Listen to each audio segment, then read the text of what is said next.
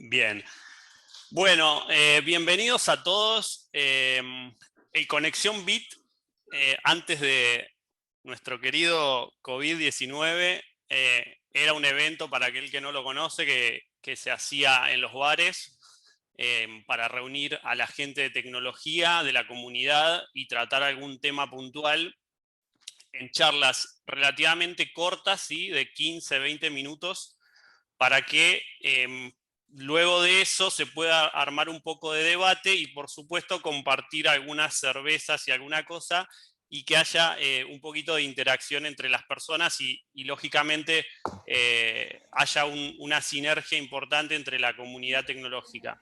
Ese es el espíritu del Conexión Bit, que fue creado por el Polo Tecnológico hace ya bastantes años.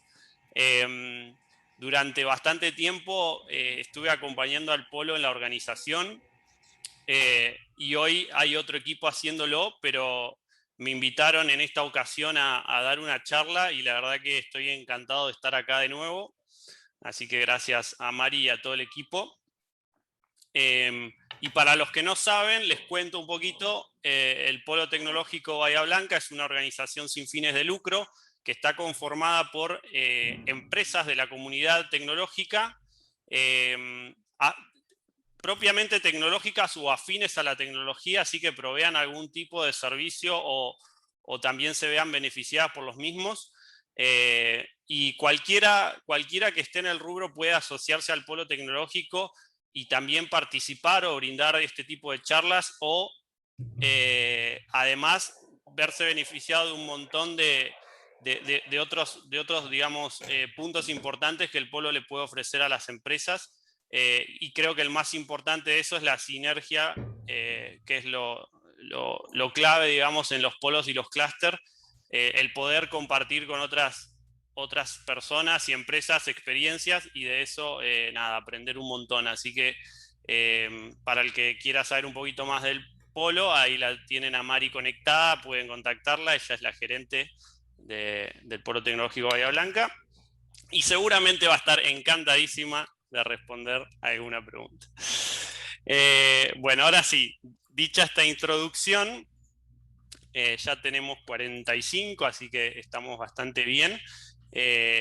Les cuento un poquito, no me gusta hablar demasiado de mí, pero para que sepan básicamente quién les va a contar un poquito en esta charla. Mi nombre es Mauro Gesuiti. Sí, estaba esperando. Les pido que muten los micrófonos apenas ingresan a la conversación. Mi idea no es, aunque puedo hacerlo, mutearlos todos porque un poco la idea y quiero conservar ese espíritu del Conexión Bit, que es que podamos debatir entre todos. Así que me gustaría que aquel que tenga una pregunta simplemente me frene en el medio de la charla y podamos debatir un poquito. Total, la charla está preparada para que sea bastante rápida, de 15, 20 minutitos, y así que en el medio podemos hacer algún break para responder alguna pregunta. Bienvenido Omar, presidente del Polo Tecnológico, ahí conectado. Así que bueno, les comentaba, mi nombre es Mauro Gesuiti, soy ingeniero en sistemas, llevo poquito más de 10, 11 años en la industria formalmente y he pasado por todo, creo. He sido desarrollador, project manager, un poquito he estado por todos los roles. Hoy soy socio de una plataforma que se llama Waloo, que es una plataforma de recursos humanos muy innovadora para las pymes. Y además de eso, trabajo como proveedor para algunas compañías estadounidenses, que bueno, que es lo que más está en auge hoy para desarrolladores. Dicho esto, voy a compartir pantalla y comenzar con la presentación.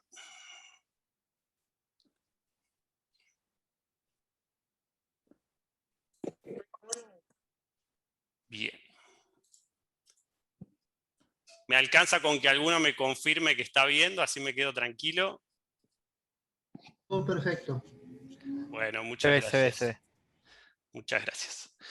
Bueno, a ver, No voy a dar esta charla encarándola como consultor ni bajando ningún tipo de línea sobre qué hay que hacer con los programadores, pero sí me gustaría encararla desde el punto de vista de las experiencias personales, que creo que son bastante enriquecedoras para tratar estos puntos. Básicamente lo que quiero contarles es cómo las personas, ¿sí?, las empresas y mis aspiraciones afectaron mi motivación a lo largo de la carrera y donde se sientan con ganas de debatir, solamente prendan su micrófono. Vamos a comenzar. Y esto es un pequeño sondeo que hice hace un tiempo, cuando arrancó este tema de la pandemia, y básicamente fue relacionado a si habría que usar o no cámaras en las conversaciones. La gran mayoría de las personas dice que sí, así que invito a todos aquellos que quieran prender su cámara a hacerlo, que es mucho mejor para cuando tengamos que hacer alguna pregunta y debatir. El trato humano es algo muy, pero muy importante. Bien.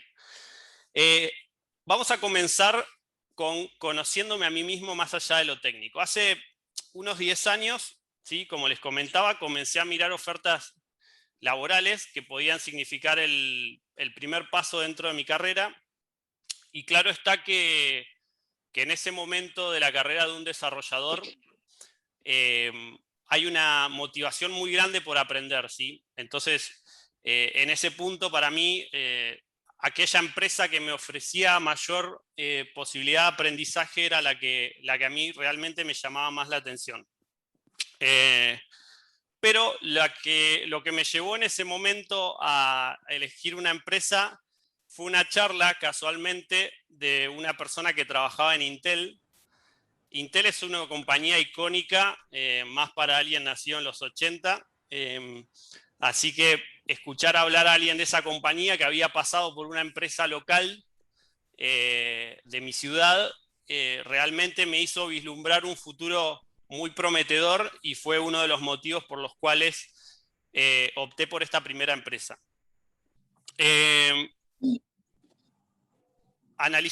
Perdón, sí. Si tienen alguna pregunta, como dije, no hay problema. La elección de la compañía en esos momentos me significó analizar en retrospectiva, como les decía, de dónde venía y hacia dónde quería ir.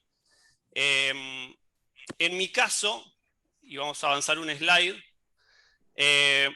soy una persona que viene de una infancia rodeada de computadoras, jugando muchos videojuegos, y eso tiene mucho que ver con hacia dónde uno quiere ir o hacia dónde uno, hacia qué tipo de empresas le puede llamar mayor la atención. Con el tiempo me di cuenta de que en el rubro de desarrolladores, en el rubro de software, hay distintos tipos de personalidades que vienen de mundos muy distintos. Y ese es uno de los puntos más importantes de este ítem, que tiene que ver con conocer a los desarrolladores.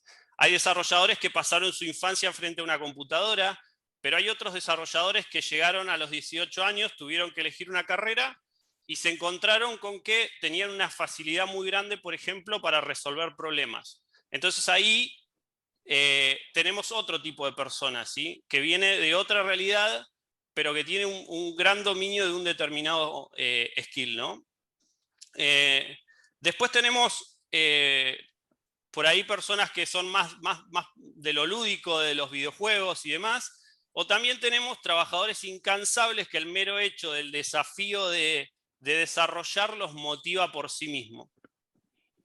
Con lo cual, a mí lo que me ha servido en este punto es que los jefes, ¿sí?, conversen conmigo sobre mi historia, que me conozcan, que me permitan ir hacia donde por ahí mi perfil tenía más que ver y demás. Con lo cual, si tuviese que dar una recomendación a alguien, es dedicarles a los programadores el tiempo necesario para conocerlos, más allá de las tareas y del rendimiento y de la performance que tienen día a día con lo que desarrollan, ¿sí?, conocerlos un poquito como persona. El líder, sin importar el tamaño del equipo. en todos los equipos haya 2, 3 o 115 personas como tuve en el último proyecto que trabajé. El líder, sin dudas que es muy importante. Durante los 3 años que me desempeñé en esta empresa en la cual comencé mi carrera, los líderes marcaron significativamente mis pasos.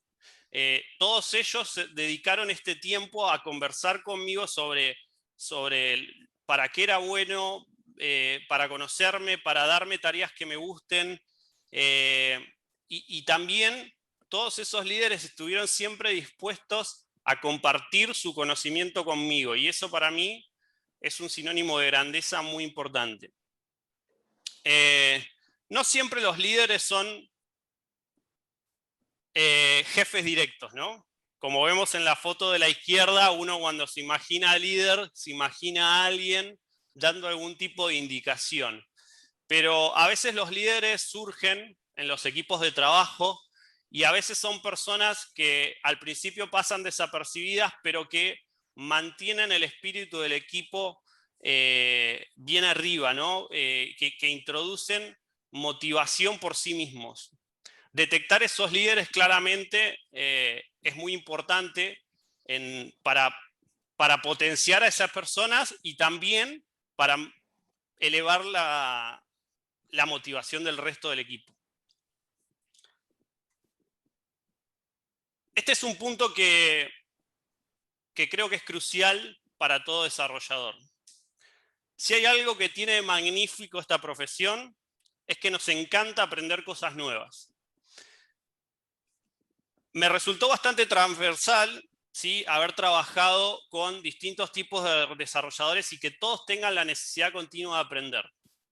Lógicamente, esa necesidad de aprender está más acentuada en los primeros años de la carrera y por ahí uno, cuando ya pasa muchos años como desarrollador, por ahí en algunas personas tiende a reducirse por ahí las ganas de aprender alguna cosa nueva. Pero realmente me he sorprendido de encontrar personas de todas las edades dispuestas a cambiar y aprender cosas nuevas. Realmente el aprendizaje es un motivador increíble para los desarrolladores. Y hago un paréntesis para contarles un pequeño caso personal. Luego de 2 años trabajando, cuando comencé en esta historia que les estaba contando, como en PHP y Java, ya metido bastante en la rutina, me dicen, che, mirá, ¿querés formar parte de un proyecto nuevo? Vas a desarrollar un nuevo software de punto de venta que se va a utilizar en todo el país y que durante los próximos 10 años es probable que vos vayas a comprar mercadería y veas el producto todos los días. A mí realmente eso me llamó mucho la atención y me dijeron, pero tenés que aprender un lenguaje nuevo que es Python y empezar mañana y durante 1 año vas a trabajar en esta nueva tecnología. Sin pensarlo acepté, porque de esa forma la compañía me dio 1 año más de motivación personal que yo lo estaba necesitando en ese momento después de haberme por ahí estancado un poco en cierta tecnología. Así que la verdad que particularmente cada vez que hubo un desafío de un cambio de tecnología fue como recuperar el aire para comenzar con muchas ganas un proyecto nuevo. Y acá hago un pequeño paréntesis para mostrarles este pequeño dibujo, que la idea no es que se lean las palabras pequeñitas, justamente es mostrarles cómo los distintos lenguajes de programación se conectaron y se fueron creando a lo largo de la historia desde 1957 hasta hoy. Esto es para asustarlos un poquito en la cantidad de lenguajes y tecnologías que a lo largo de la historia los distintos desarrolladores tuvieron que aprender. Y también para abrir el horizonte y entender que hay mucho para ofrecerle a los programadores a la hora de aprender distintas tecnologías y que van a ser muy recibidas. Lo que está en el otro lado de la pantalla es un poquito las distintas tecnologías que en mi caso personal tuve que pasar desde que comencé allá a programar mis primeras líneas de código en el 96 hasta hoy trabajando en Angular. Reconocimiento. Tanto nos han hablado de esto que para saber dónde estamos parados, todos sabemos que necesitamos que a veces alguien nos lo diga, necesitamos recibir algo de aliento, y en este punto el reconocimiento juega un papel clave. Y no solo es importante el reconocimiento recibido por la compañía, que nos da la compañía, porque inmediatamente pensamos en nos premian como empleado del mes, como la famosa marca de la hamburguesa. No estoy hablando solamente de eso. A veces el reconocimiento más importante es el que hacemos entre colegas. En un equipo donde se desarrollan y se resuelven problemas todos los días, como es la programación, a veces un reconocimiento por un trabajo bien hecho a un colega puede mejorar el ambiente de trabajo significativamente para que en otra ocasión ese reconocimiento nos llegue a nosotros. Y contando un poquito, siguiendo la línea de tiempo de la historia, me acuerdo de un caso donde luego de pasar un montón de días depurando código C, para los que son programadores de la vieja escuela conocerán del tema, porque se frizaba una pantalla. Imagínense lo que fue resolver eso durante varias semanas, y cuando se logró el reconocimiento de los colegas, fue algo mucho más valioso que a veces un regalo empresarial, ¿sí? A lo largo de los años he visto compañías que utilizan gamificación, como es el caso de Start Me Up de Globant, lo cual me parece una herramienta muy buena.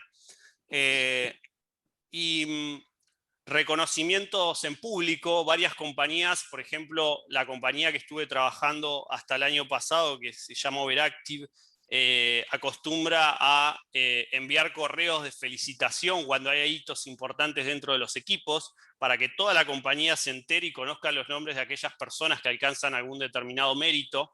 Me pareció una iniciativa bastante importante.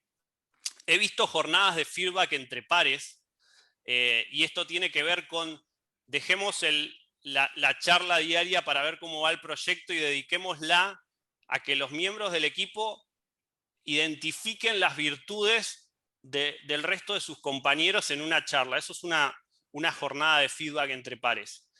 Es un poquito lo que en metodologías ágiles referido a proyectos se conoce como reunión de retrospectiva, pero esto sería más a nivel personal.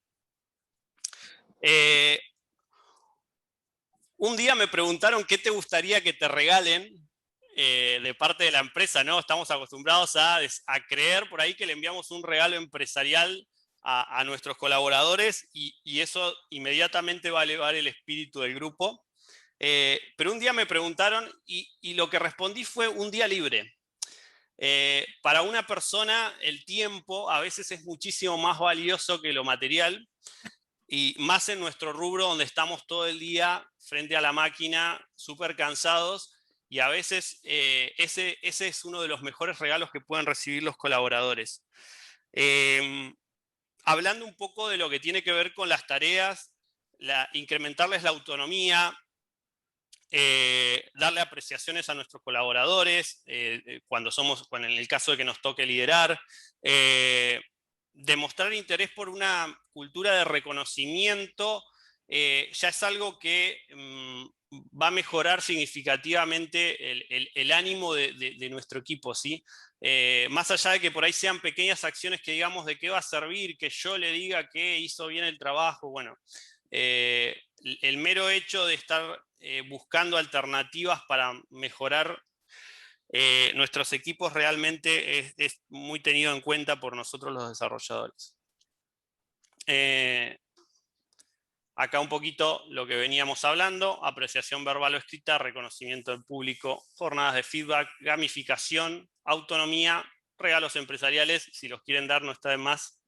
Se me va el foco de la cámara. Tiempo libre sorpresa, que para mí es el más importante. Punto número 5, armado de equipos. Repito, aquel que por ahí entró más tarde y quiera, vamos a ver si puedo recuperar el foco. Ahí está. Aquel que quiera cortarme y hacer alguna apreciación lo puede hacer, y si no, al final la idea es continuar un poquito con el debate. Armado de equipos. ¿sí? Personalidades compatibles. Luego de haber pasado por algunas experiencias como desarrollador, me tocó comenzar a construir mis propios equipos y en esta etapa hubo de aquellos altamente productivos y también de los otros. Pero aquello en lo que siempre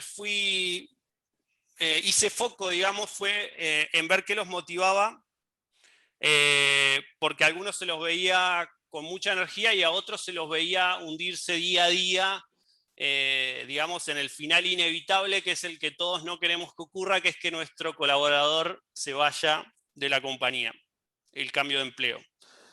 Hoy, acá hago un paréntesis un poquito en la historia, hoy vivimos una situación en el mercado del software muy compleja, donde hay una falta de recursos enorme, donde la rotación está en sus niveles más altos en la industria respecto de las otras y respecto de la historia de la propia industria de software. Y lo que yo creo que va a pasar en los próximos años es que va a empeorar. Entonces, hoy el tratar de buscar de armar los mejores equipos y de mantener a la gente motivada es realmente un punto importante, obviamente por fuera de la competitividad salarial y un montón de otros puntos que todos sabemos que son importantes.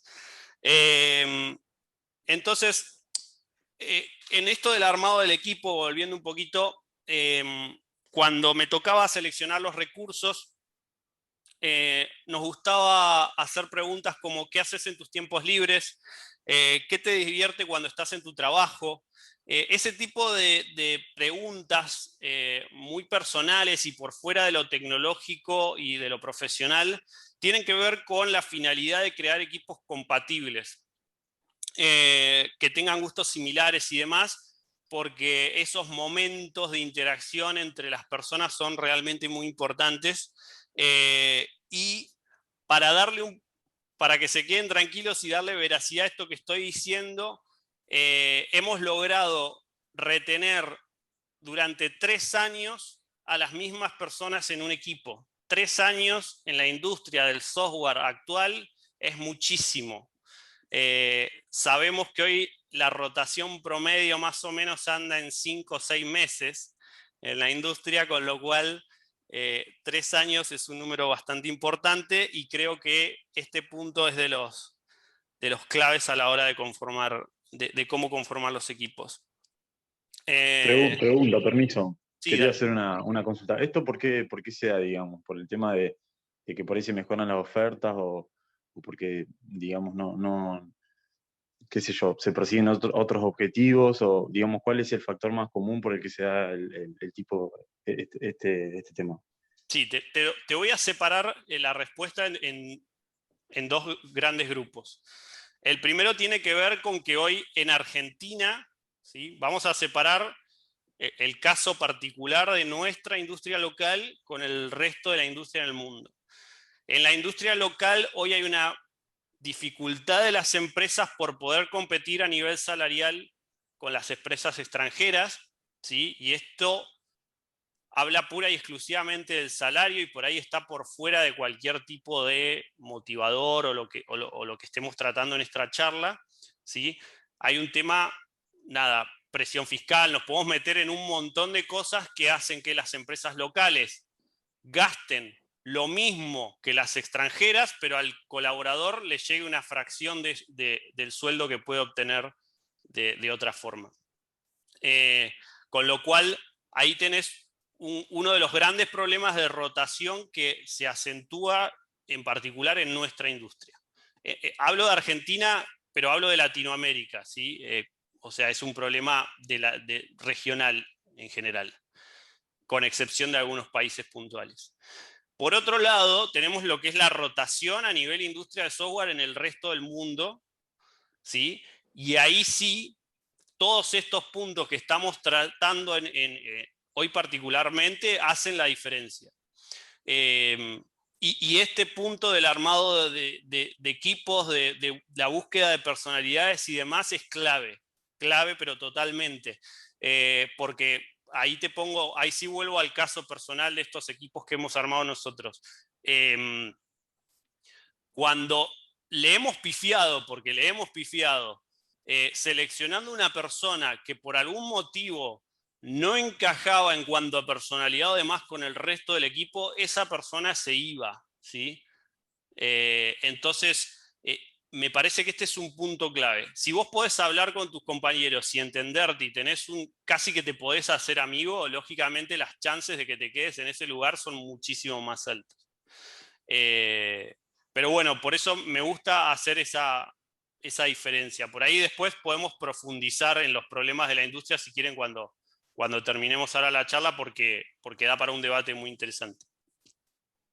Dale, muchas gracias. De nada. Mauro, ¿te puedo hacer una Sí. pregunta también relacionada? Dale.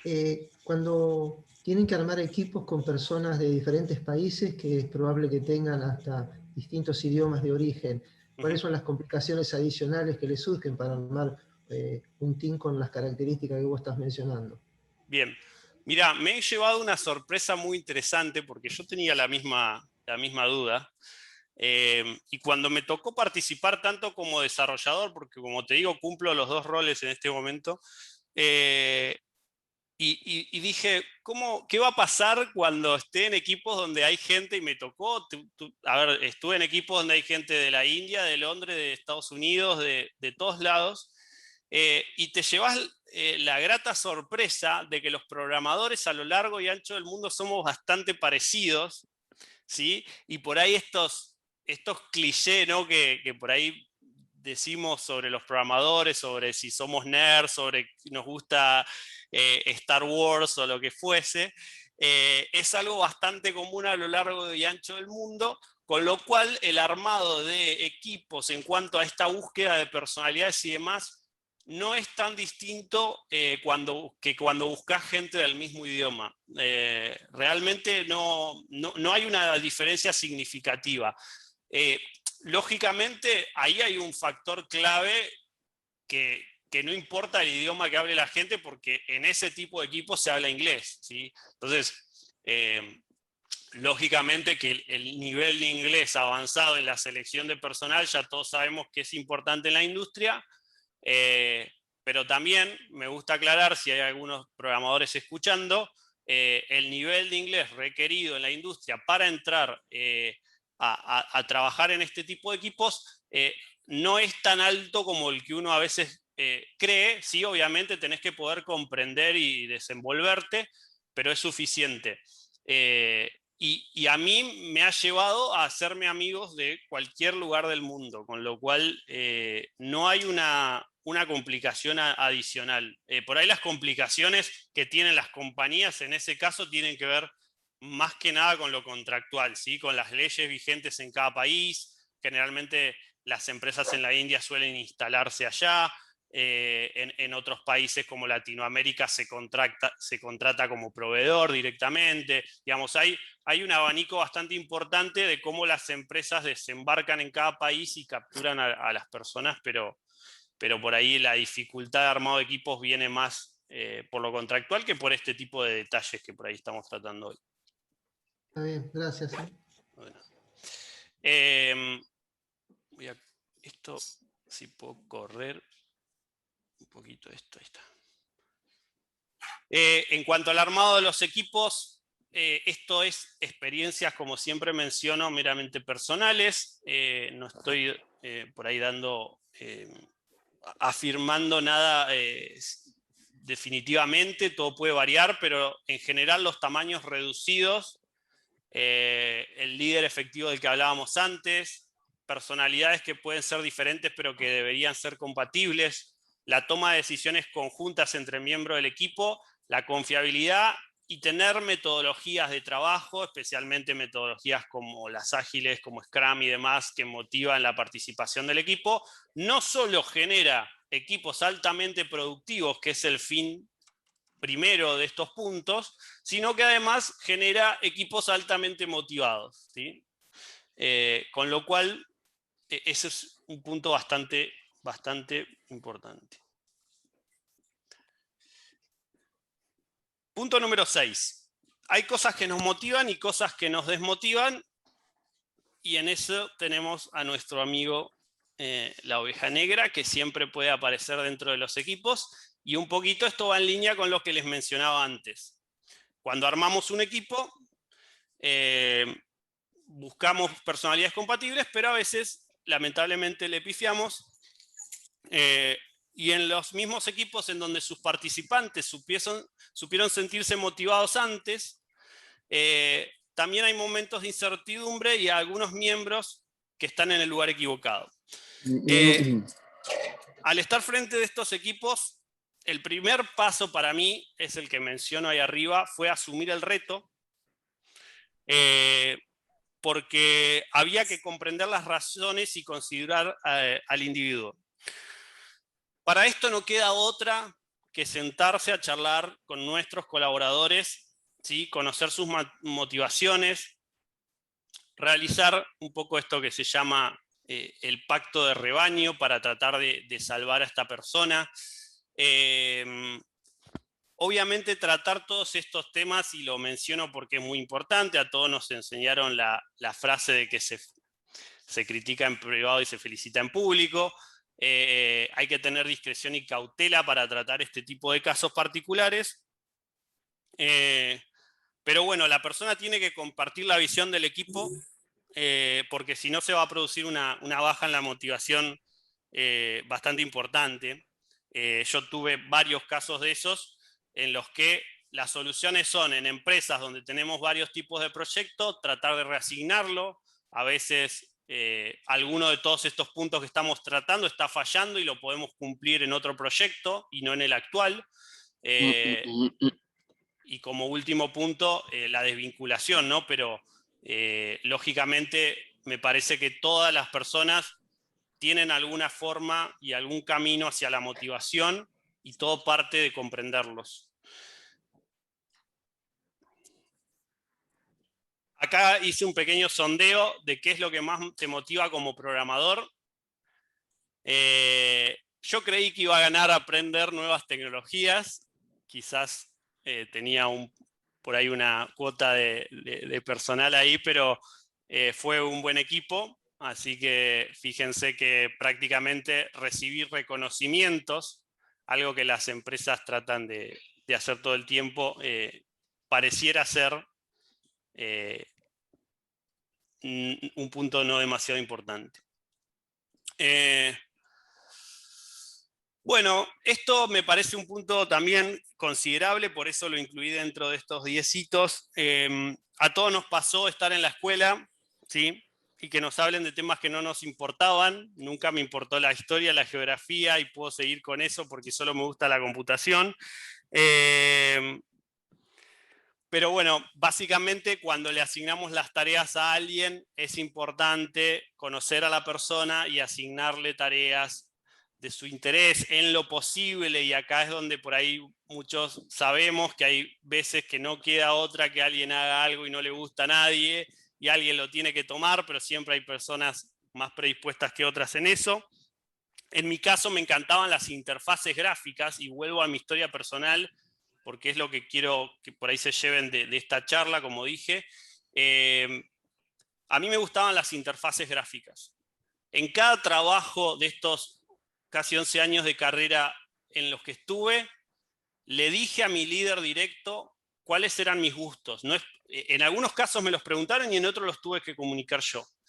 Y eso hizo que, por ejemplo, directamente al otro día de habérselo comentado, las tareas que me llegaban eran de mis intereses. Eso me permitió abrir mi carrera en el mundo del UX y demás, y otros temas que a mí me interesaban, porque comenté cuáles eran las cosas que más me motivaban a mí.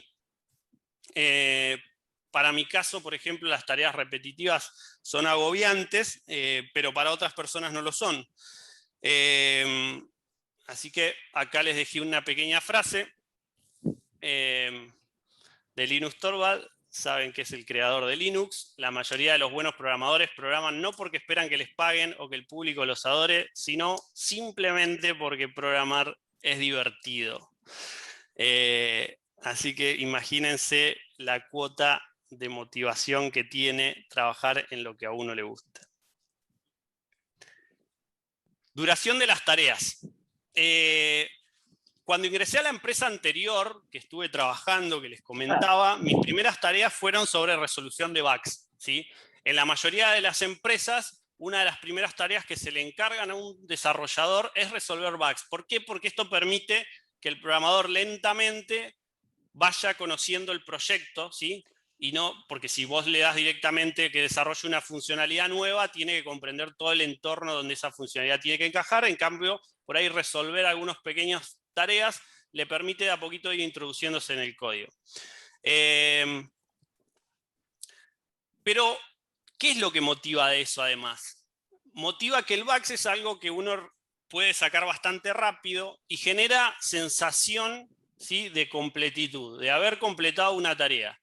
Si yo tengo una persona nueva y le doy una tarea para realizar de 2 a 3 semanas y encima recién está conociendo el proyecto, es probablemente que pierda la motivación en su primera etapa. En cambio, las tareas que se resuelven en 2 a 3 horas, así sean 3 a 4 tareas por día, generan una alta motivación. Por eso me pareció importante agregar este punto. Estoy mirando algunas notas para no olvidarme nada. Algo importante y que nos molesta muchísimo a los programadores es el cambio de contexto, ¿sí? A veces no podernos concentrar en un determinado tema es algo a considerar, pero esto no tiene que ver con lo que hablábamos hoy de cambiar de contexto en cuanto a cambiar regularmente de tecnología y demás, ¿sí? Estamos hablando del cambio de contexto diario. Y dicho esto, es importante mencionar que a todos nos ha pasado, a aquellos que lleven tiempo desarrollando, que cuando un proyecto se extiende demasiado en el tiempo, la motivación del equipo tiende a bajar muchísimo. Esos proyectos que duran 1 año, 2 años y demás, llega un punto que la gente quiere cambiar inmediatamente, así que nos va a salir muchísimo más barato poner gente nueva que dejar a todos aquellos que ya conocen del tema, que es la decisión que uno normalmente toma. Y acá por eso me parece muy importante mencionar que las metodologías ágiles, como mencionaba hoy el caso de Scrum, han hecho una diferencia importante en la motivación de los equipos. Me quedó mal el número ahí, porque este es el punto número 9. Pero hay algo muy importante, y más ahora en pandemia, donde los equipos están trabajando remotamente. Estamos todos muy solos, ¿sí? Yo estoy acá solo todo el día trabajando, y realmente forzar a nuestros equipos a que cierto tipo de tareas las realicen con lo que se conoce como peer programming es bastante importante. ¿Sí? Esto permite que las personas trabajen en conjunto, se conozcan, intercambien cosas más allá de lo técnico, además de que está probado de que cuando 2 cabezas están viendo un problema se resuelve más rápido. El mero hecho de comunicar nuestras ideas, de plantear nuestro problema en voz alta hacia otra persona, nos hace a nosotros mismos encontrar la solución muchísimo más rápido. Y a veces los programadores y las personas en general, cuando están trabajando remotamente, tienden a aislarse todos los días un poquito más del resto del mundo. Entonces por ahí a veces está bueno que forcemos un poquito esa situación de resolver cierto tipo de tareas en equipo. Me parece un punto interesante. Y vamos con el último, que nos va a dar para un debate bastante interesante y que tiene mucho que ver con aquellas personas que gestionen equipo y tienen que comunicarse con los programadores. Algo que los programadores detestan es la forma de pensar que tienen los clientes o los project managers que les dan las tareas, y los project managers o clientes que solicitan tareas detestan tener que comunicarse con el desarrollador, porque hay un problema de comunicación muy grande en el cual las partes suelen no entenderse en cuanto a los requerimientos y los pedidos en general.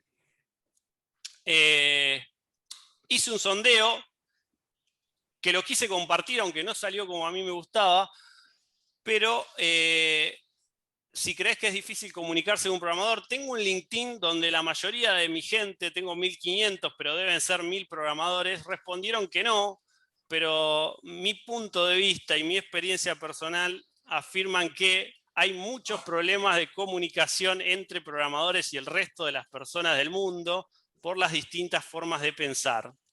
Y acá les voy a poner un ejemplo práctico y rápido para entender el problema.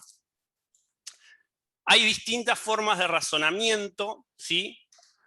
Y por eso pongo el caso del ejemplo de la clasificación de los alimentos. Un programador probablemente lo primero que va a pensar es en clasificar los alimentos en verduras, frutas, carnes, enlatados, etcétera, ¿no? Podríamos decir todos aquellos que pensamos lógicamente que es lo más obvio. Tengo un problemita con el mouse, que no me aparece el puntero, entonces no puedo mover a ver si puedo. Un segundito, ahí está.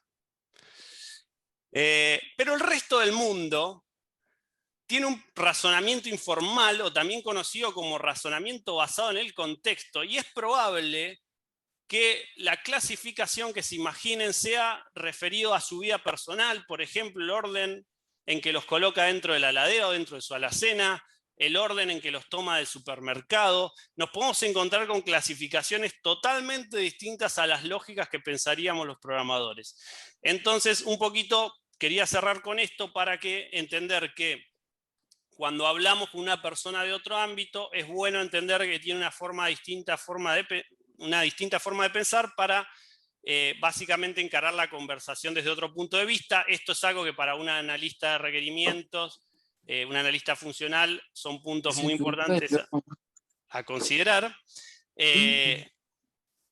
Pero bueno, básicamente he escuchado muchísimos programadores enojados porque el cliente me dijo una cosa, yo hice lo que me dijo y ahora me lo cambia. Es una historia bastante recurrente y desmotivadora para los equipos, así que es bueno por ahí tener estas charlas y comentarles que no todos pensamos de la misma manera. Eso fue todo y ahora vamos a debatir un poquito, así que adelante con las preguntas. Podemos retomar si quieren el tema del problema de la industria, pero también cualquier otro punto que quieran. Voy a ver si puedo dejar de compartir.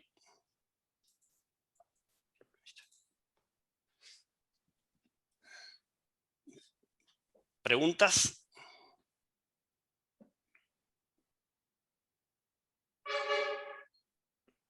Solamente prendan el micrófono y adelante.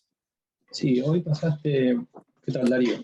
¿Qué tal, Darío? Pasaste a la pasada por una especie de estadística de los tiempos de rotación del mercado.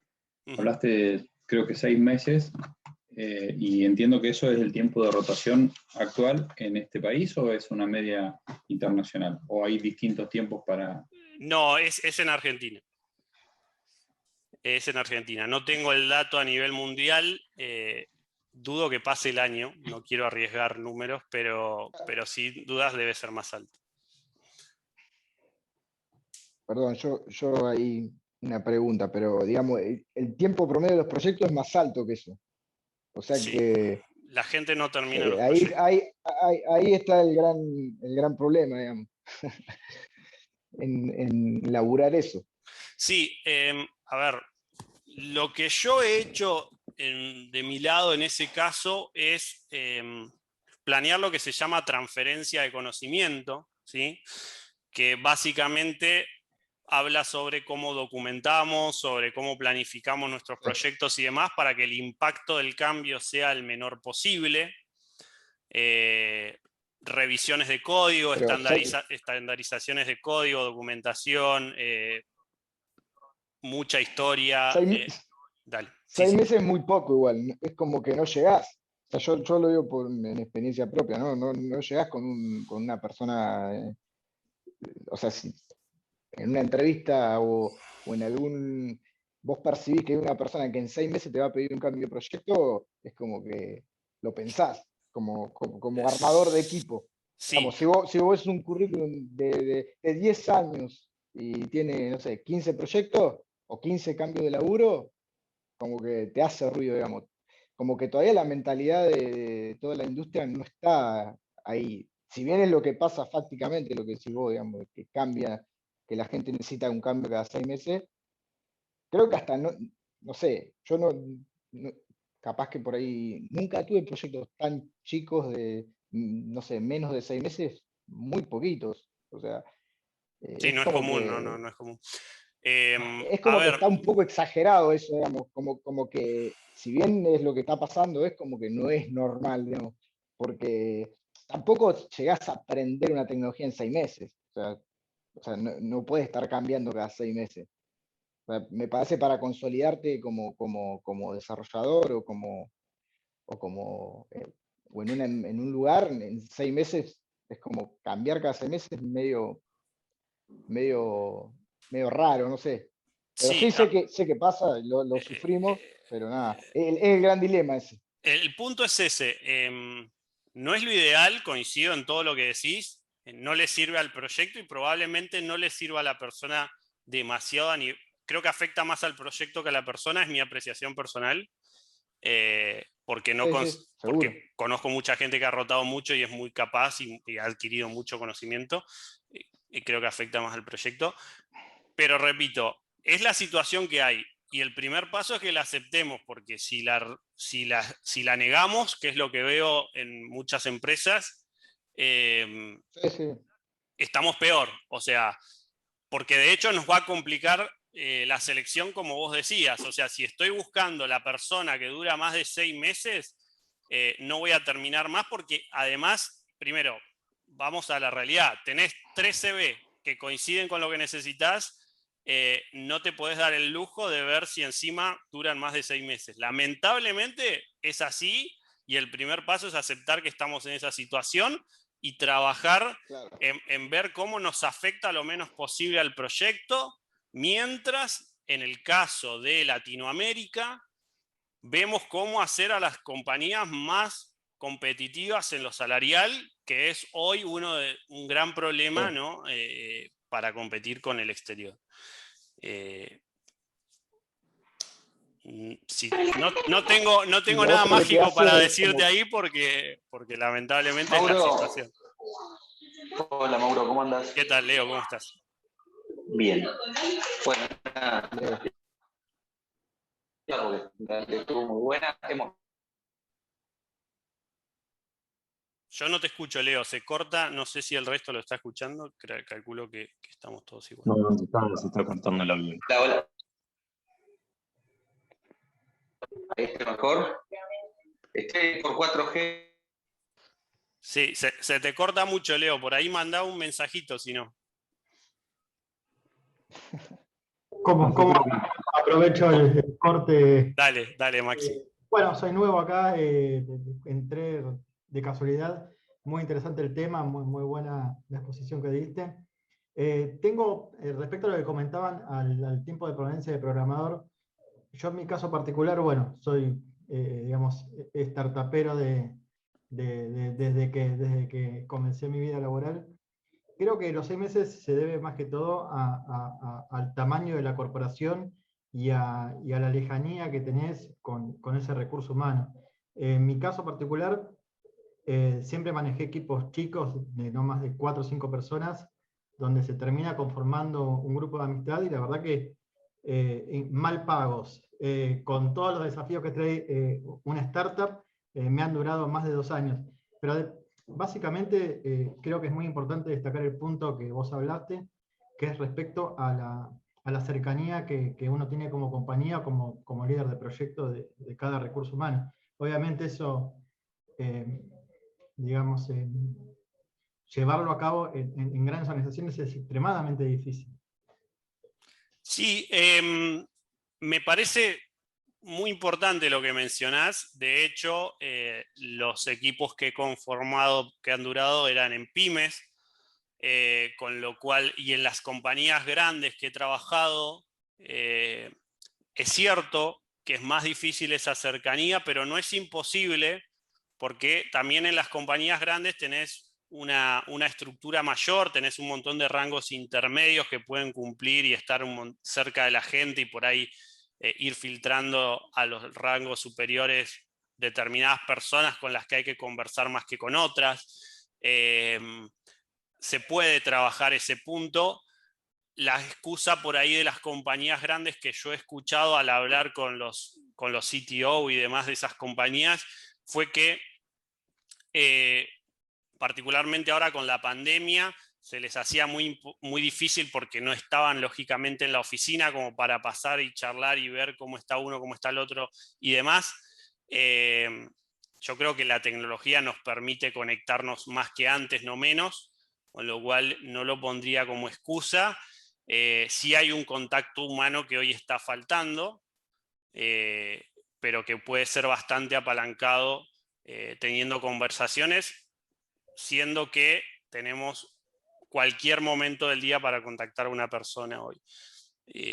Me parece que es una excusa que se puede solventar. Creo que sí, sin duda, sin duda puede formar parte de una excusa, pero creo que del lado del lado de PYME, teniendo, digamos, bien claro hacia dónde y cómo va el proyecto y trabajando bien preciso sobre el proyecto, tal vez puede ser un poquito más simple retener esos talentos que en un equipo más grande. Sí. Digamos, como que, bueno, creo que acá uno de los chicos era justamente que comentaba algo de eso. Para mí tiene que ver un montón con el tamaño del equipo, el tamaño de la compañía y la cercanía. Hoy, bueno, yo particularmente también hablo de casos puntuales, formo parte de una compañía que venimos creciendo en Argentina, como toda Argentina, con mucho dolor y con muchísimo esfuerzo y con bueno, con todo lo que trae aparejado, y somos un equipo de 50 personas, y bueno, obviamente no es lo mismo los desafíos que tenemos hoy, que somos 50 personas, que los que teníamos cuando éramos 12 personas, o 8, o inclusive, bueno, no me voy ni siquiera de cuando éramos 2 o 3, pero digamos, los desafíos empiezan a cambiar, las prioridades empiezan a cambiar, y ahí es creo que donde está el dolor más grande en cómo llevar adelante esos equipos y lo complejo que se vuelve, digamos. Sí, te agrego un punto, perdón, en el tema de la diferencia de la compañía grande con la más pequeña. También hay una rotación, es un punto de apreciación personal, pero me parece que es importante. Las compañías grandes generalmente tienen proyectos de afuera, más proyectos internacionales, o proyectos en empresas internacionales muy conocidas por la comunidad, ¿sí? Digamos, las marcas más conocidas suelen contratar empresas muy grandes, y eso al programador le abre un abanico de oportunidades mucho mayor que aumenta las posibilidades de rotación. Digamos, una persona que trabajó en una pyme, en un proyecto nacional en español, por ahí tiene muchísimas menos posibilidades de recibir una oferta laboral tentadora que aquella que trabaja para Coca-Cola, ¿no? Por decirte un ejemplo.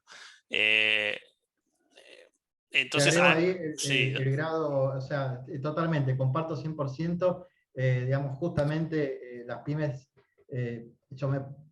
digamos, generalmente somos formadores de personas, porque nos cuesta mucho traer un seniority alto, Sí. sobre todo porque sabemos que va a rotar ese recurso, y sobre todo, digamos, ese seniority, pues ya que viene con un montón de experiencia, de pasar por corporaciones y tal vez las incomodidades que tiene una pyme con respecto a todo lo que vimos ahí en Argentina, claramente digamos, vamos a tener algo mucho menor para ofrecer. Es algo que tengamos un proyecto muy interesante, que estemos hablando de la posibilidad de desarrollar una tecnología nueva, que me ha pasado también con un seniority muy alto, que venía de una compañía, que ahora no me acuerdo el nombre, se los digo, una compañía muy fuerte en desarrollo de sistemas, que bueno, de hecho hoy es uno de los jefes de proyecto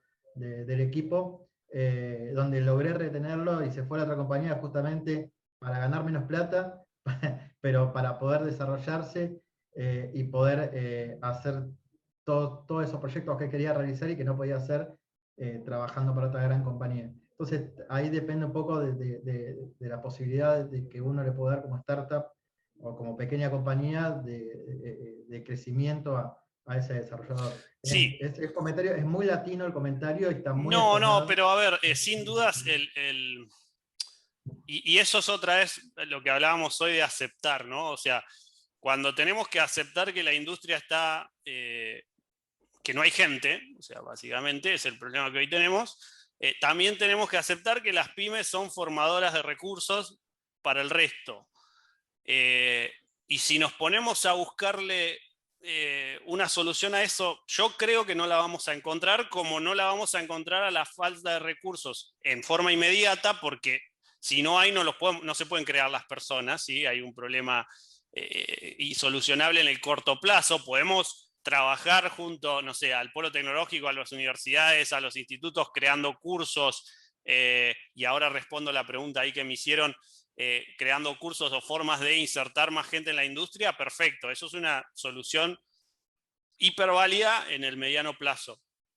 Hoy no tenemos una solución a la falta de recursos. Tampoco vamos a solucionar que las pymes van a seguir siendo formadores de recursos. Lo que la pyme tiene que encontrar ahí es cómo en esa etapa de formación del recurso lo puede hacer productivo para uno, ¿no? De alguna forma. No tendrá siempre el enojo, ¿no? Y me ha pasado a mí también en las pymes, se te va cuando te empezó a rendir, ¿no? Es el típico discurso que tenemos, pero bueno, es la realidad. Lo importante sería que en ese proceso ambas partes entiendan que la pyme le está brindando una etapa en su vida de capacitación y que la persona entienda que tiene que dejarle algo a la pyme en esa etapa y no solamente aprender, ¿no? Que sea un win-win para ambas partes. Y ahí me parece totalmente razonable y aceptable para el desarrollador que el sueldo que va a cobrar en esa pyme, en esos primeros trabajos, no sea elevado, porque la pyme te puede dar eso, pero te puede dar la posibilidad de que mañana, cuando seas senior, tengas el sueldo y la carrera que vos quieras. Entonces es un ganar de las dos partes, que creo que hasta está bueno conversarlo con la persona, ¿sí? Sin llegar a venderles un discurso de no, porque vamos a hacer la mega compañía, mañana vamos a comprar nosotros a Globant, ¿viste? No, me parece que es bueno ser sinceros en, mirá, hay posibilidades de crecimiento, pero lo que te vamos a dar es esto, y lo que vos nos tenés que dar a cambio durante esta etapa en la empresa es esto. Y si son 6 meses o son un año, que ganemos los dos. Lo planteaba yo como una ventaja, digamos, entender desde la pyme que no vamos a poder comprar un paquete más armado como puede comprar una corporación. La corporación tiene sus problemas que son igual de importantes que los que tenemos nosotros. Entonces, justamente plantearlo y entenderlo como personas, digamos, que forman equipos, que esos equipos tal vez no van a ser, digamos, puede ser un equipo del sueño, porque puede tener una cultura de trabajo hermosa, y tal vez no puede tener el nivel, no puede ser el mejor, tal vez el que uno espera, o en muchos casos sí, pero entender desde ese punto de que tenemos que entender que somos formadores de personas, que somos formadores de equipo, y bueno, es algo que uso yo un montón, que justamente, ok, bueno, el sueldo no es el mejor, no es el peor, está bien, pero a partir de ahí, ten en cuenta que acá vas a tener un montón de libertades y un montón de facilidad de acceso a un aprendizaje que no lo vas a tener en una gran corporación. No, sin duda, en la corporación, no, mi consejo, porque ahí pregunta Alberto, dice, mi consulta para alguien que no está en la industria y quiere comenzar, ¿cómo está el Estado y cuál es la perspectiva, por dónde o cómo empezar? Me estaba preguntando. Dicho esto, me parece que entender que el mejor lugar para comenzar, para mí, siempre es la pyme, siempre. La corporación generalmente no tiene el tiempo, por lo menos las que yo conozco, o sea, ojalá hay un montón, y he escuchado buenas referencias de algunas puntuales grandes hoy que están haciendo un muy buen trabajo en eso, pero previo a esto no se escuchaba decir que las corporaciones eran un buen lugar de aprendizaje, porque por ahí te dejaban medio tirado ahí a un costadito hasta que te formes, hasta que te asignen un proyecto, y terminaba siendo un desperdicio de tu carrera esa etapa, gastarla, ¿no?, dentro de esa compañía. En cambio, la pyme directamente va de lleno al aprendizaje.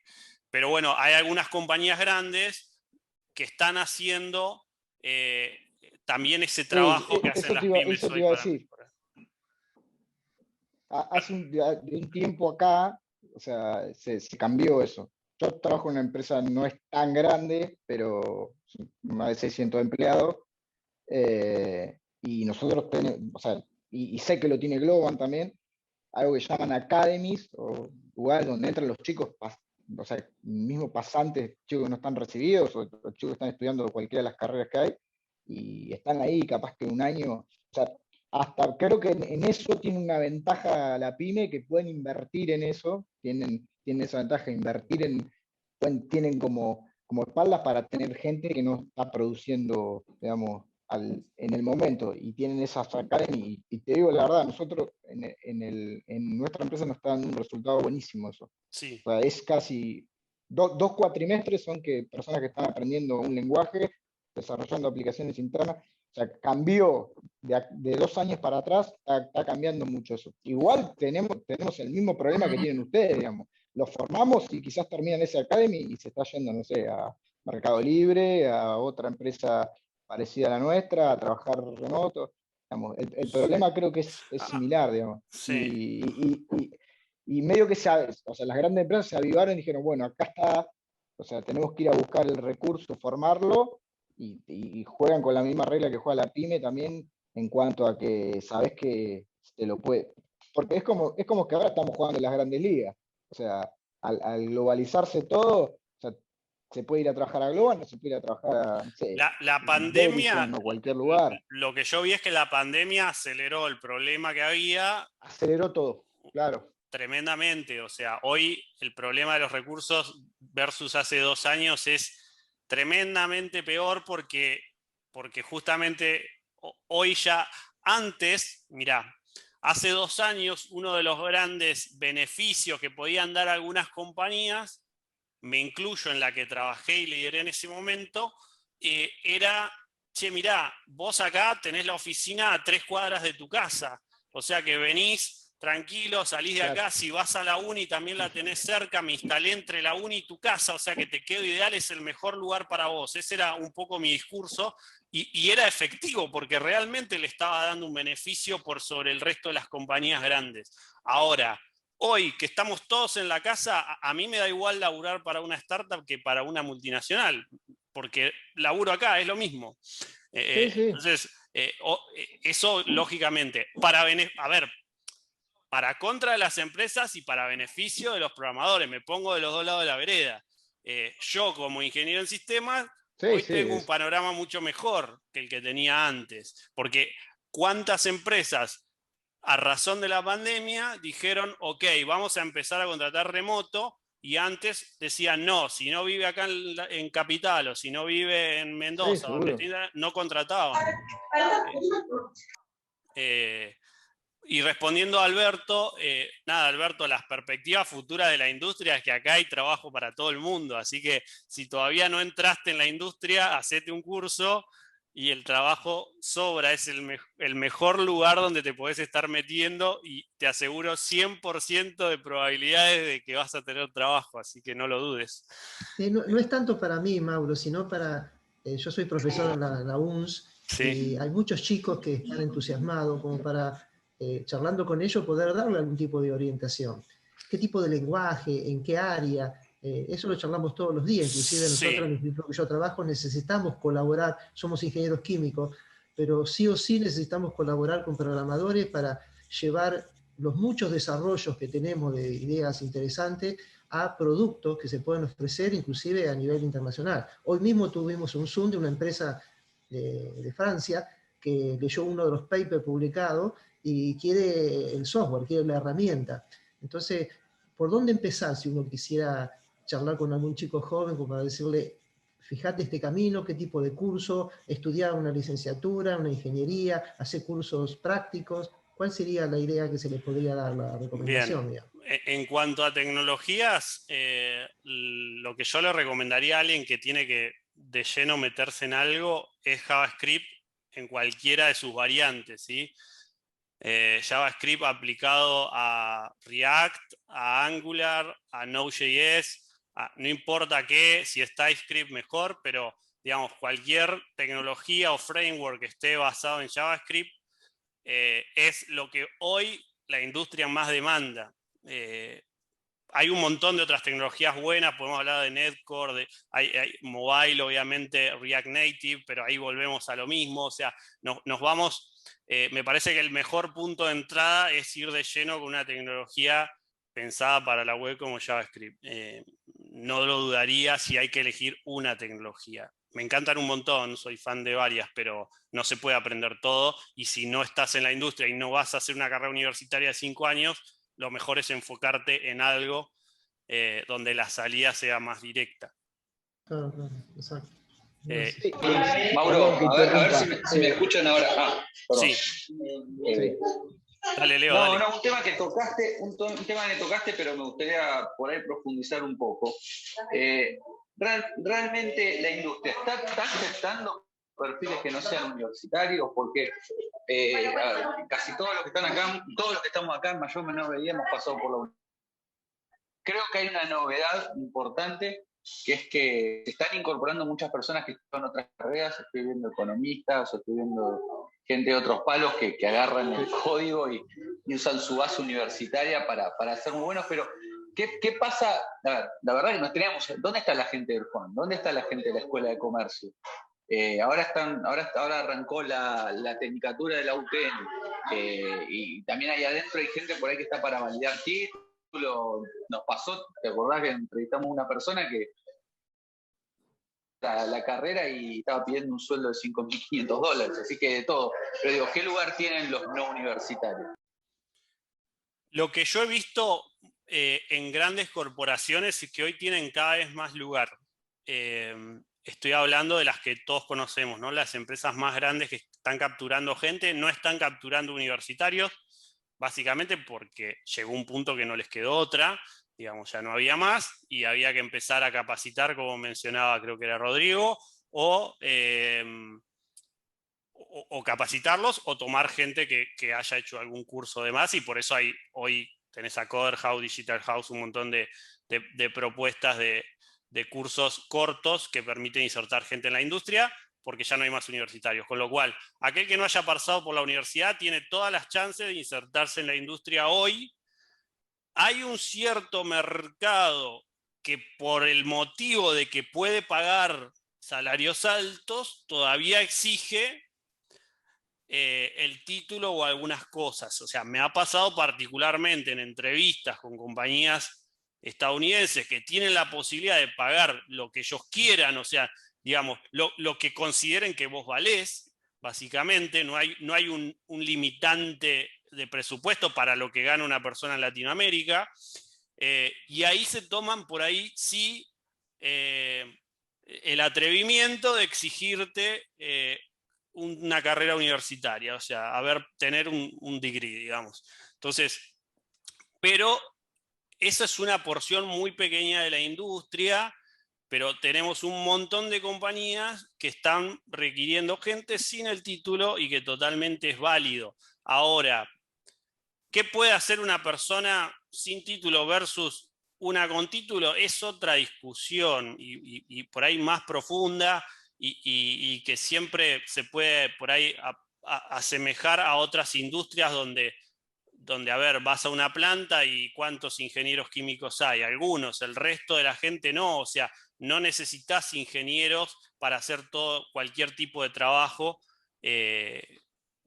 ¿Vas a necesitar un ingeniero? Probablemente sí, dentro del equipo, pero los equipos hoy son gigantes. O sea, hoy estamos hablando de proyectos, como dije antes, estuve en un proyecto de 115 personas, creo que eran. Entonces, en 115 personas, no necesitas 115 ingenieros. Te diría que te alcanza con 5 y 110 que no lo sean. Entonces, y después tenés un montón de roles que hoy la industria necesita cubrir, como los de Quality Assurance y demás, que directamente son totalmente, se pueden cubrir totalmente con un curso de una persona obviamente talentosa y demás. Te van a buscar un montón de otras cosas que tenés que tener y que seas bueno en lo que haces, o sea, no lógicamente, pero el título no es necesario. Hoy el software que pasó de ser un software plagado de errores como se vendía antes, a un software más enfocado en la calidad, que es lo que están tratando de vender hoy las compañías, requiere equipos de QA muchísimo más grandes que los equipos de desarrolladores. ¿Y de dónde sacamos esa gente? Necesitamos que hagan cursos. Así que ahí hay una salida muy importante para aquel que se quiere meter en la industria, pero también hay una beta de negocio muy importante para las compañías que quieren vender software, en vender calidad, ¿sí? Hoy las empresas están necesitando calidad. En el mundo lo está cubriendo India, ¿sí?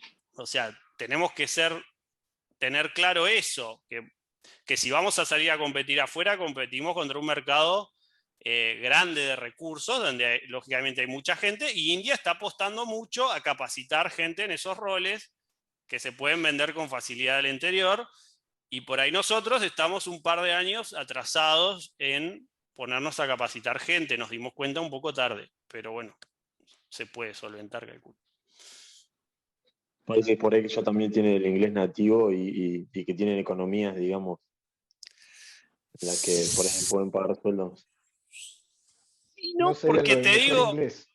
no, y te digo una cosa, Alan. Vos sabés que me he sentado a conversar con esto de que me gusta conocer a las personas, me he sentado a conversar con mis compañeros indios respecto de su vida, de qué habían estudiado, de dónde venían, cómo aprendieron inglés y demás, y me sorprendí porque pensaba lo mismo, digo, bueno, son colonia inglesa, tienen el inglés fácil, la mayoría aprendió inglés de grande, igual que nosotros, y no tienen un nivel de inglés importante desde chicos, porque no conozco, lógicamente, India en su totalidad, pero imagino que habrá zonas que tienen realidades muy distintas, y toda esa gente que aprendió inglés de grande está trabajando en la industria para el exterior con las mismas dificultades del lenguaje que tenemos nosotros. Así que me sorprendí mucho al escuchar esas historias de, che, no, yo no hablaba inglés hasta hace 3 años, ¿me entendés? Me han dicho. Así que creo que tenemos que sacarnos la excusa esa del lenguaje, me incluyo, me la tuve que sacar, yo mismo me ponía trabas con eso. Está bueno eso. Sí, sí, sí. Yo también hablaba por ahí de lugares como, no sé, Filipinas o otros países donde, o sea, si bien utilizan otras lenguas, por ahí sí es más fácil, pero sí, hoy en día, digamos, el inglés es una herramienta que es como fundamental en esto, ¿no? Digamos. Yo igualmente digamos, lo digo desde mi lugar. Yo estoy en primer año de análisis de sistema y estoy intentando meterme, si bien ya estoy grande en edad, tengo 31 años, estoy intentando insertarme y bueno, estoy aprendiendo algunas tecnologías, estoy arrancando mi camino desde cero, así que me parecía muy, muy importante lo que estaban ahí aportando. Felicitaciones si te animaste a esto, me parece que te vas a animar también a perfeccionar tu inglés. O sea, es una cuestión de ganas, me parece. No crean que hay que haber hecho 9 años de instituto de inglés como era antes para entrar en la industria. ¿Alguna pregunta más? Pregunta, debate, ¿no? Algún tema que quieran debatir. Che, esto no me parece, a mí me pasó algo totalmente distinto. Dale. Otro tema que no pusimos arriba de la mesa, que creo que se usa poco acá, es el tema de equity. Es un tema, ¿no? Para la retención. Sí, sí, yo lo pasé un poquito por arriba ahí en un momento. A ver, ese es un problema que lo tiene, repito, lo tiene Argentina, pero no nos creamos que no lo tiene el resto de Latinoamérica. Lo tienen todos los países. Es difícil, ¿no? Porque ahí nos metemos en un terreno económico que vos podés hablar más que yo, Leo, pero la verdad es que hay problema de competitividad a nivel de salarios que no tiene que ver con lo que repito, y creo que lo dije, con lo que la empresa dedica a la persona. Porque ojo, porque he escuchado muchos programadores decir, pero ¿por qué no cobra $50 la hora el cliente y me paga 10 a mí? Ojo, que probablemente a vos te paga 10, pero a la empresa le sale 40. ¿Sí? No solo porque tu sueldo cuesta en realidad el doble de lo que cobras, sino porque en los rangos intermedios y en la estructura organizacional de la empresa hay una pila de gastos e impuestos y demás que no tienen que ver con vos, pero que tienen que cobrarse en el precio final del cliente. Entonces, ojo con creer que venden a 50 y pagan 10 porque se están llenando de oro con vos. Se llenan de oro porque, vamos a hablar de las grandes, se llenan de oro porque tienen 10.000 empleados, pero no porque se llenan de oro con vos, que te pagan 10 y venden a 50. ¿Sí? Es importante mencionar eso. Las empresas, no todas, a ver, estoy generalizando, pero en general hacen un esfuerzo muy grande y un gasto muy grande, y la rentabilidad a veces termina siendo de márgenes del 15 o 20%. Entonces, ojo con creer que se paga poco porque no quieren. No es tan así. A veces pueden pagar un poco más, sí, estamos todos de acuerdo, pero no es tanto como creemos para poder competir a lo que puede pagar la empresa de afuera. Ahí hay un problema bastante importante, y por ahí, Leo, vos podés hablar más que yo de economía, no me quiero meter en temas que no son lo mío.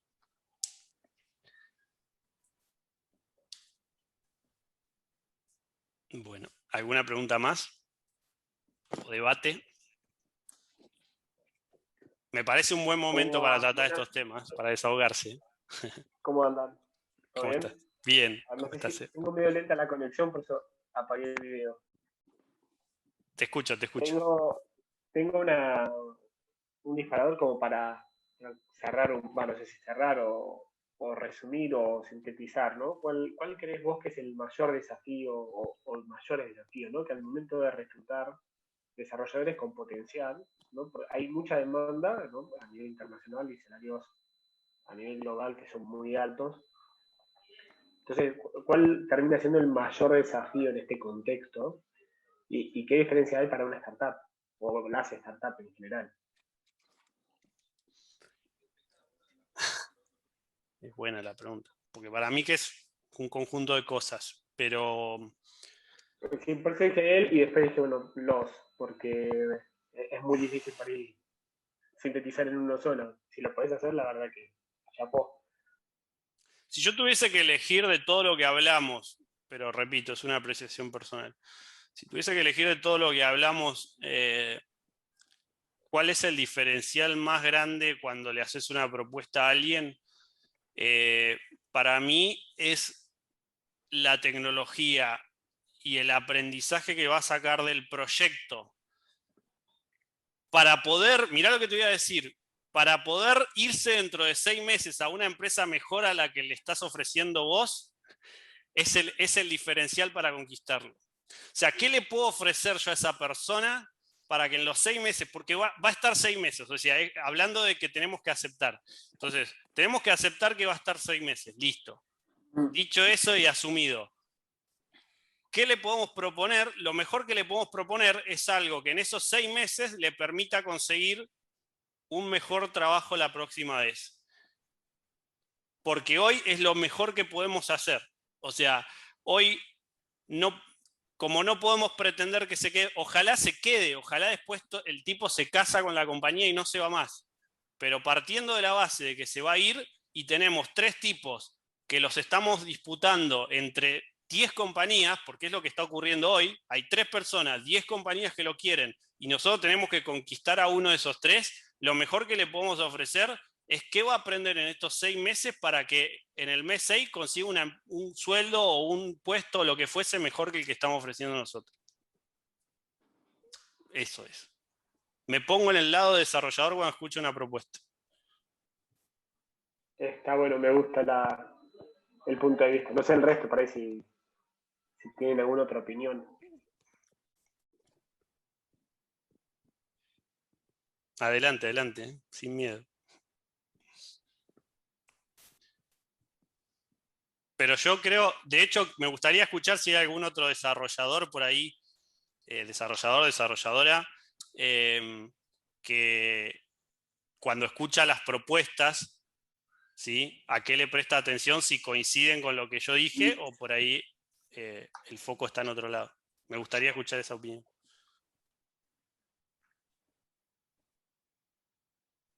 Hola Mauro, ¿Qué tal, Omar? ¿cómo andamos? Bien. Muy bien. A ver, voy a probar una. Habría que probar de pagarle primero. Es buena ¿Probaron esa. con pagarle? Si probaron con pagarle, capaz que en una de esas... No, dicho esto, yo creo que el factor económico para el mundo del trabajo es algo esencial. Es una de las claves. Es decir, si no, uno estaría en la casa produciendo su propia quinta. Pero bueno, ir al mundo del trabajo es ir a buscar un recurso económico que nos permite después el resto de la vida. Para eso tenemos dividida la vida y me encanta el enfoque que vos tenés de las personas, por eso creo que, bueno, hay que conocer a las personas. Pero el recurso económico es fundamental. Y ese recurso económico, y lo trataron acá en todo el panel, ya se habló, y no vamos a volver sobre lo mismo, si es la pyme, si es la gran empresa. Bueno, este recurso económico se forma primero en la familia, después se educa, muchas veces la educación es pública, privada, entonces surgen recursos que van formando este recurso hasta que, como se dijo acá, pasa por la pyme que lo forma, que lo toma a medias, porque dice, bueno, este pibe no sabe mucho, qué sé yo, pero bueno, le apuesta y lo pone en marcha y después viene la gran empresa y cuando está en la gran empresa le vuelve a pedir formación, educación y vuelve al ciclo, ¿no? Y si no lo echan. Entonces, pero yo creo que el gran incentivo es el recurso económico y basado en la pequeña empresa, en la mediana empresa o en la gran empresa, ese recurso, si son 4 y ese recurso agrega el valor suficiente para que esa empresa avance y prospere y desarrolle y con más eficiencia, con más formación, con mejor capacitación, todo prospera y se redistribuye de alguna manera ese crecimiento y esa persona va satisfaciendo con lo que agrega de valor, obtiene mayor recurso, la compañía crece. Bueno, te digo, eso es el desarrollo y el crecimiento tanto de la economía como de la empresa, es algo que estaría bueno. Coincido. Ahí por ahí lo que uno puede hacer del lado de como colaborador es lógicamente ver en dónde puede generar más valor dentro de la compañía. A veces eso no es fácil para todas las personas porque a veces las personas están muy alejadas del negocio, ¿sí? Por ahí son muy técnicas y están muy alejadas del negocio. Creo que ahí la empresa tiene que hacer un esfuerzo más grande en ver qué la persona puede generar para proponérselo. También hay un punto ahí a considerar que tiene que ver con que el mercado del software vende mucho recurso por hora, donde a veces un aumento en el rendimiento no necesariamente se traduce en mayores ingresos para la compañía como podría ser cuando se vende un proyecto, porque lógicamente un aumento de rendimiento hace que el proyecto se termine antes y que la empresa pueda tomar otro proyecto, entonces hay una rentabilidad directa en el esfuerzo de cada persona que no ocurre en la venta de recursos porque la empresa a veces te vende por hora y la verdad que si vos rendís más o menos cobra por hora y no hay una diferencia. A ver, lo peor que le puede pasar es que si tu rendimiento es muy bajo, el cliente se enoje y pierda el cliente o te tenga que reemplazar. Pero por ahí está más difícil que la persona genere valor. Lo que sí podría lograr una persona en ese tipo de equipos, y me ha pasado personalmente, es tratar de lograr que el cliente considere que podés cumplir otro tipo de rol y que tu compañía, la que te está vendiendo, pueda cobrar más por vos. ¿Sí? Ahí sí hay de producto de tu aporte, la compañía además está ganando más y vos estás recibiendo un salario más alto. Ahí es clave poder avanzar en el seniority lo más rápido posible. Hoy el seniority, por ahí para los que están arrancando, no es tan proporcional a la cantidad de años. Hoy una persona senior es aquella que puede desenvolverse por sí sola, que puede resolver problemas sin quitarle tiempo al resto. Y si una persona puede cumplir con todo eso, podría llegar a considerarse más senior de lo que los años, ¿sí? Lo consideran. Y muchas empresas están vendiendo gente senior con 2 o 3 años de experiencia, cuando no debería ser hasta después de los 6 años, según lo que la industria nos tenía acostumbrados. Pero eso está cambiando siempre y cuando esa persona cumpla con ciertos hitos. Y entonces ahí sí lo que dice Omar es importante. El esfuerzo personal del colaborador puede repercutir en que la empresa te venda con un seniority más alto, cobre más y también te pueda pagar más a vos. Nada, me gusta aclarar esos puntos porque la industria del software es muy particular, ¿no? Tiene estas cosas que el resto no las tiene. Eso justo quería preguntar. Además de la cantidad de años trabajados, ¿qué otros métodos hay para evaluar si uno puede evolucionar de junior a senior y cosas así? Respondo por las grandes compañías. Las grandes compañías en general lo que están haciendo es haciendo una evaluación anual y en el mejor de los casos semestral, pero muy pocas, para evaluar el seniority, ¿sí? O sea que vamos a suponer que arrancás junior, podrías llegar a pasar a ser un semi capaz en un año, con mucho talento y con un montón de cualidades, no lógicamente que la gente que te rodea ve, y eventualmente en el tercer año estar siendo por lo menos, a ver, después la realidad puede ser, da para debate, pero para el cliente podés llegar a estar siendo comercializada como senior, capaz que con 3 años. Aunque en la realidad uno no consideraría senior a nadie que tenga más de 6 años porque hay un montón de experiencias y demás que ocurren en esos 6 años que son las que te dan el seniority. Pero en tanto y en cuanto para el cliente resuelvas, vuelvo a lo mismo, y que es lo que hoy consideran más las empresas para cambiarte de seniority, tu autonomía. O sea, tu nivel de autonomía hoy determina tu seniority, es uno de los puntos más importantes. Por ahí el segundo obviamente tiene que ver el conocimiento de las tecnologías, el rendimiento y demás, pero la autonomía es crucial. Una persona cuanto más junior es, más requiere de sus pares para resolver ciertos problemas o para resolverlos bien. En tanto una persona empieza a resolver los problemas de la mejor forma, en tiempo y sin quitarle tiempo a sus pares, ya está. O sea, no se necesita más nada. Hoy es eso crucial. O sea, si hay algo en lo que hay que invertir es en no quitarle tiempo al resto. Ese es mi tip que yo he descubierto en los equipos de las personas que han por ahí subido más rápido, ¿no? El inglés, obviamente, si trabajas para afuera, a veces vale más que el conocimiento en software. Buenísimo. Muchísimas gracias. De nada. Hola Mauro, buenas noches. ¿Cómo ¿Qué estás? tal, Ana? ¿Cómo estás tanto tiempo?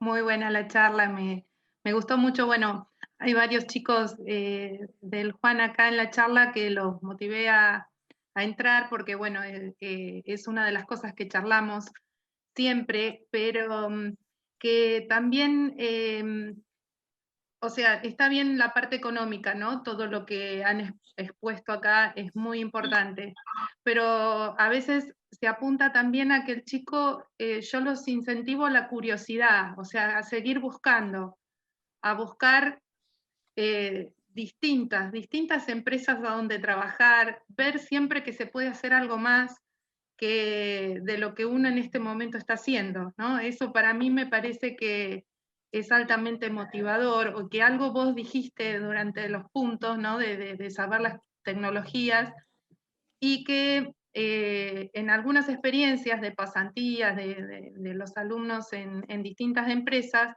es muy cierto lo que vos dijiste de que la empresa cuando los capacita es como que ellos mismos se motivan a decir, bueno, esta empresa realmente me ayudó a hacer mi formación y seguimos adelante y quiero seguir participando de este equipo porque la empresa me está dando herramientas. O sea, me parece que para la permanencia dentro de una empresa, el hecho de motivar en nuevas tecnologías, en hacerlos estudiar, en capacitarse, me parece que es altamente motivador.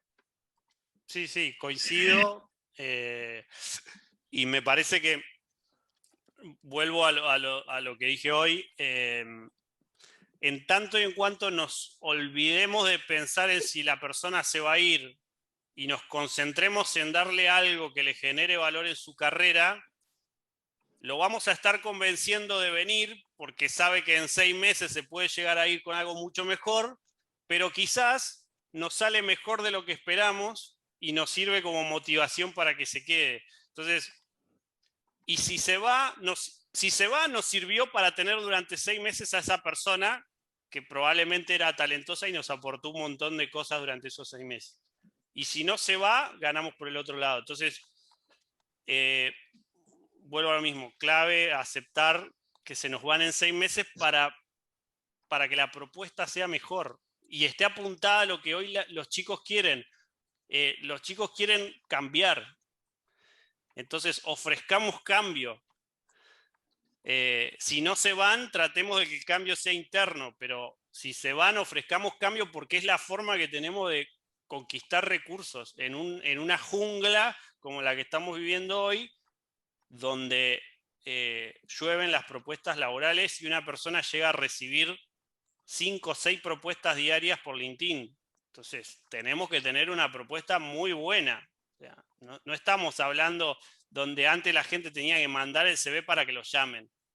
Ahora te vienen a buscar, entonces estamos en un mundo totalmente distinto. Bueno, si queda alguna más la hacemos y si no, cortamos para no hacerla demasiado largo para los que se la bancaron hasta el final, que son un montón.